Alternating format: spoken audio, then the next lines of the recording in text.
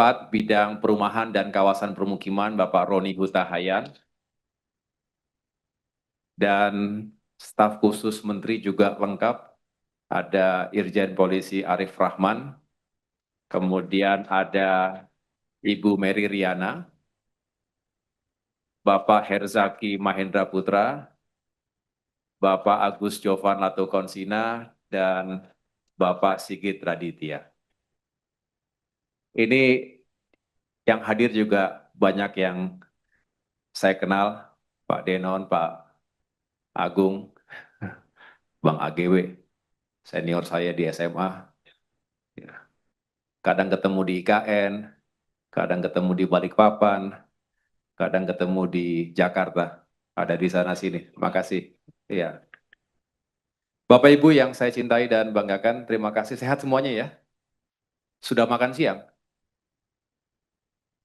Sudah Pak Udo? Teman-teman media yang saya cintai juga, terima kasih sudah hadir. Tentu kita juga masih mengawal rehabilitasi dan rekonstruksi bencana di Aceh, Sumatera Utara, dan Sumatera Barat. 3 hari yang lalu saya baru kembali setelah sekian kali melakukan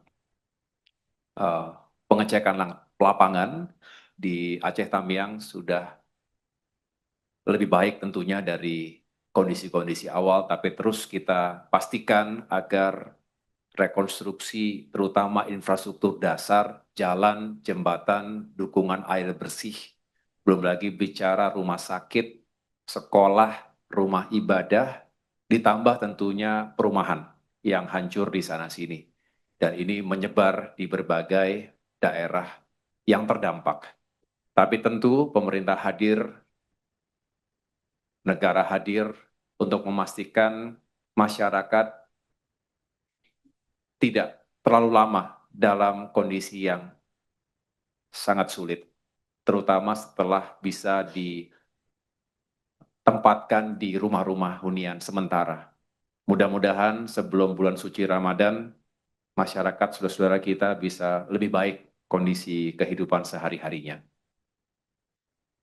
Dan kita juga berduka mendengar kabar di hari Sabtu dini hari, longsor yang juga dahsyat melanda salah satu kecamatan di Jawa Barat, tepatnya di Desa Pasir Langu, Kabupaten, saya ulangi, Kecamatan Cisarua, Kabupaten Bandung Barat, dan sampai dengan hari ini masih dilakukan operasi search and rescue karena masih ada yang tertimbun dan tentu tidak selalu mudah kondisinya.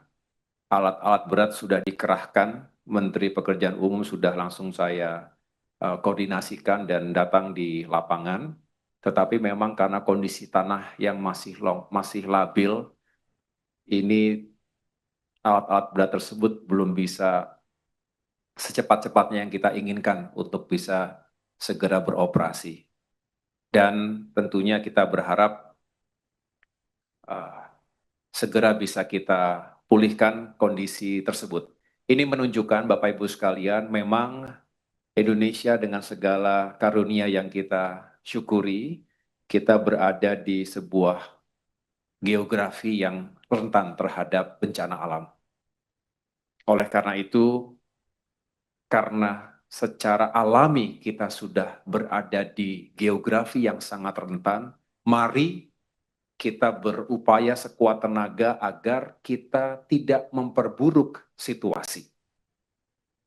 Pemanasan global, krisis iklim, bukan hanya menjadi buzzwords di abad 21, tapi benar-benar harus menggerakkan hati pikiran dan tentunya sebagai bagian dari pengambil kebijakan di tingkat pusat maupun daerah, pemerintah maupun sektor swasta, saya rasa kita semua harus bersatu. Dan itu mengapa tema besar hari ini menjadi sangat relevan dan penting untuk sama-sama kita kawal bersama.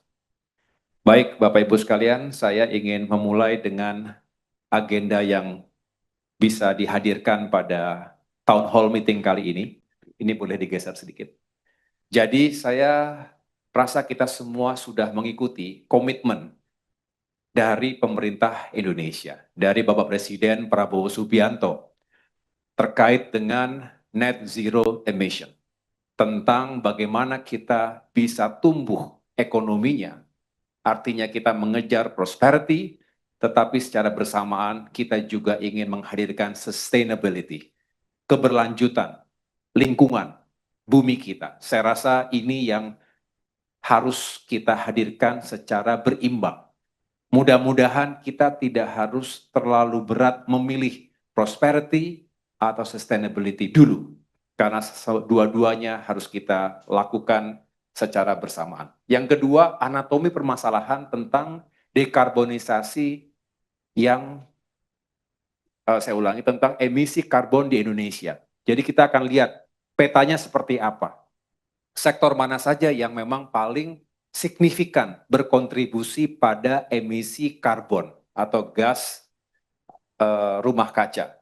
Kemudian bagian ketiga tentu terkait dengan rencana aksi mitigasi tentang dekarbonisasi transportasi ini. Tentunya kita melihat outlook sampai dengan 2030 dan beyond, dan diakhiri dengan apa yang telah kita lakukan hari ini, apa yang sedang kita kawal untuk masa-masa berikutnya. Oleh karena itu, mohon bersabar, mari kita ikuti satu persatu supaya kita sama-sama satu visi, misi, energi, dan ikhtiar.